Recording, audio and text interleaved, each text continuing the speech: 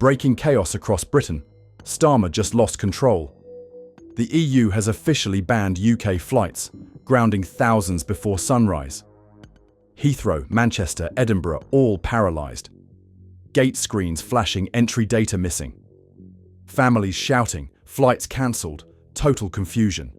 It's not war, not weather, not safety, it's Brussels.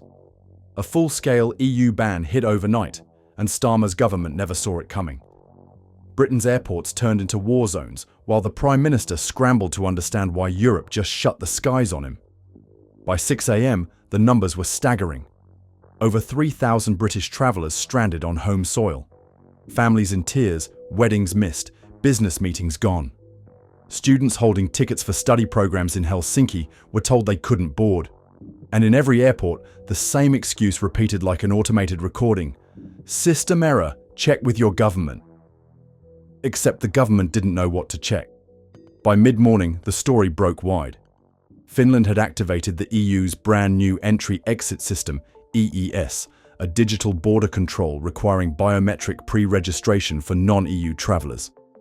Fingerprints, facial scans, and passport data uploaded to Brussels servers before departure. The problem? Starmer's government hadn't prepared a single public notice.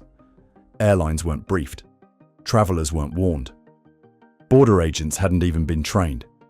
In theory, the EES rollout was meant to be gradual. In practice, Finland flipped the switch overnight.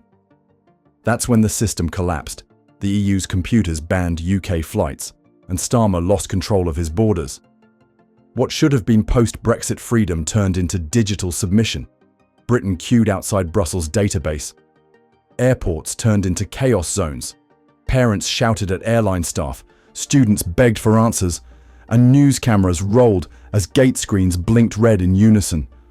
Heathrow's Terminal 3 looked like a refugee camp. One woman told Sky News she was supposed to attend her sister's wedding in Helsinki, but ended up sitting on the floor with her kids, eating airport sandwiches and crying. Another man said, "They told me my passport wasn't linked to something called EES. I've never heard of it." By noon, the footage was everywhere. British citizens grounded because their data wasn't synced to an EU system they didn't even know existed. And the government's silence only made it worse. When asked about it, a Downing Street spokesperson mumbled something about unexpected enforcement measures. Translation: they had no idea. In Brussels, the European Commission shrugged. A spokesman insisted Finland was acting in accordance with EU law, adding that all third country nationals must comply. Translation: you left. Deal with it. The message was clear. Britain's problem, not Europe's. Airlines were furious. A senior British Airways official told reporters off the record, "We got the enforcement directive 48 hours before implementation. 48 hours. That's not a rollout, that's sabotage." Other carriers said they were blindsided. Some accused Brussels of weaponizing administration. Passengers weren't buying the diplomatic excuses. Social media exploded with phrases like digital border ambush and bureaucratic betrayal. Travellers described being treated like criminals for not uploading biometric data that nobody told them about. One post went viral, showing a queue of crying families at Gatwick under a caption, "Welcome to post-Brexit travel." Finnish border authorities made it official later that afternoon. In a press release, they confirmed that the system automatically flagged any unregistered UK passport. The algorithm didn't even allow human override. Refuse boarding at origin was the default command. Airlines had no choice. The EU had built an automated wall and Britain had walked right into it. Meanwhile, Brussels doubled down. A European Commission official smugly told Politico, "The United Kingdom was formally informed of EES timelines months ago through official channels." British diplomats immediately pushed back. One unnamed envoy called the statement complete fiction. He said, "Finland jumped the gun. The rest of Europe wasn't ready. They knew it, and they did it anyway." Inside Westminster, the reaction was pure chaos. The EU ban had just humiliated Britain on live TV, and Starmer was visibly unravelling. His team rushed to contain the damage, calling it an unexpected enforcement decision and promising fixes nobody believed. Every attempt to explain the flight ban only made him look more out of control. By the afternoon, leaks from Number 10 confirmed it. Starmer completely lost it behind closed doors. Furious, red-faced, shouting that no one had warned him about the EU ban.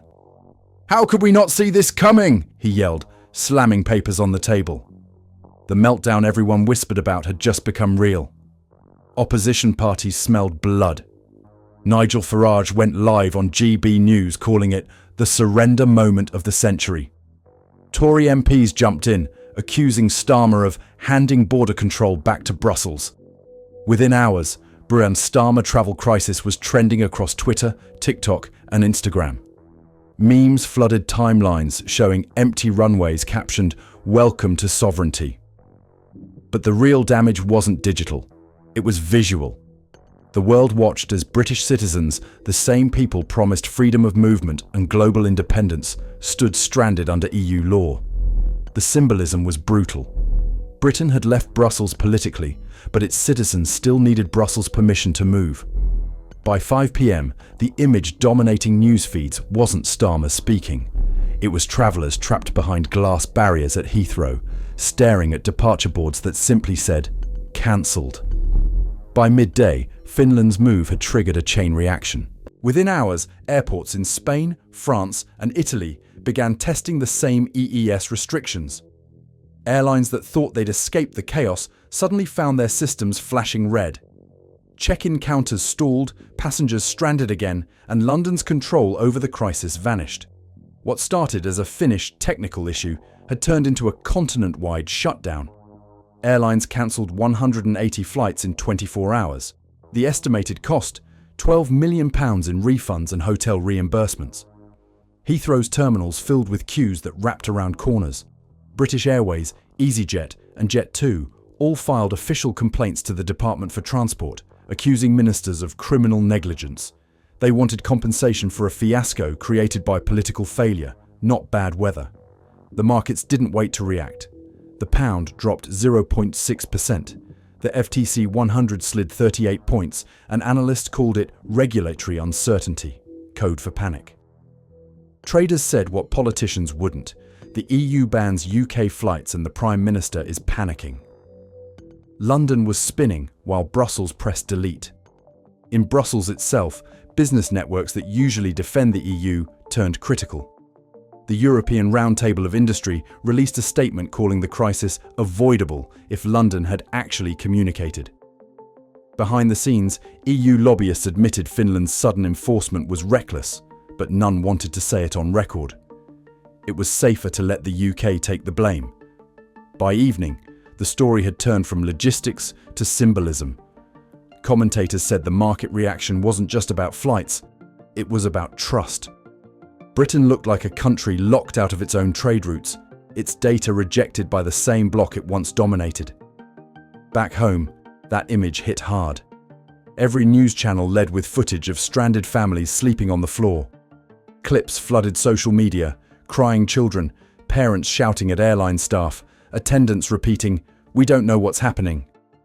A single clip from Gatwick went viral. A nurse from Bristol, still in her wedding outfit, sobbing as she told reporters she'd missed her best friend's ceremony in Helsinki. 10 million views in 8 hours. Protesters began gathering outside Westminster by nightfall. Cardboard signs read, "Grounded by Brussels" and "Take back control for real." Drivers honked as chants echoed across Parliament Square. It wasn't just about airports anymore. It was anger, old Brexit anger, reignited and pointed straight at Downing Street. The polls landed like another punch. 67% blamed Starmer's failure to protect British travellers, saying the Prime Minister lost it instead of leading. Even Labour loyalists admitted it. The EU banned the flights, and Starmer banned himself from credibility. By Thursday, the headlines had shifted tone completely. It wasn't about policy or procedure, it was humiliation. The same Prime Minister who promised smooth relations with Europe now looked powerless against an algorithm in Brussels. And still, the chaos spread. Airline unions warned that without government intervention, the EES crisis could paralyze the entire summer schedule. Spain and France quietly announced they would review rollout options, diplomatic language for preparing their own bans. Travel companies warned that if coordination wasn't restored, the tourism sector could lose £500 million by the end of the quarter. Inside Westminster, the pressure was unbearable. The Foreign Office drafted emergency messages to Brussels, begging for talks.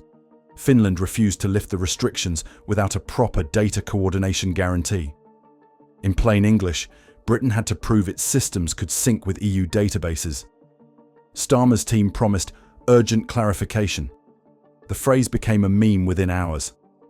By Friday morning, airline unions and industry groups staged a joint press conference accusing the government of total regulatory incompetence. They warned that the crisis could hit every EU destination within weeks. Civil servants looked terrified. The footage of travellers still stranded after 4 days said everything. Even Labour MPs began turning publicly. A backbencher told Sky News, "We need a public apology and a parliamentary inquiry." Another said, "We promise stability. This is chaos." The rebellion had begun, polite but lethal. Then came the rumour that made headlines explode. Sources claimed the King's Office had requested updates on the crisis, describing it as a national embarrassment. It wasn't confirmation, but it didn't have to be. The suggestion alone was enough. Every front page ran the same headline variation: "The Palace Watching." As the weekend arrived, Starmer vanished. No public appearances, no interviews, no new statements. His aides claimed he was reviewing diplomatic options. The country called it what it was: retreat. News anchors filled the silence with footage of him entering Downing Street late at night, refusing to answer questions. Meanwhile, stranded travellers kept posting. A man from Manchester uploaded a clip saying, "We voted for control. Now I can't even fly to my own wedding without EU permission." That video alone drew millions of comments in hours. By Sunday evening, it was over politically, even if not officially. Britain had once voted to leave Brussels to reclaim independence. Now, its citizens couldn't board a flight without a European database approving their fingerprints. Markets steadied slightly on Monday, but the political damage was permanent. The opposition rose, the public raged, and Starmer, the man who lost it after Europe banned Britain's flights, vanished from sight. What began as a border glitch ended as proof that Brexit's promise of control was an illusion. Brussels still held the keys, and Britain's leader never saw the lock.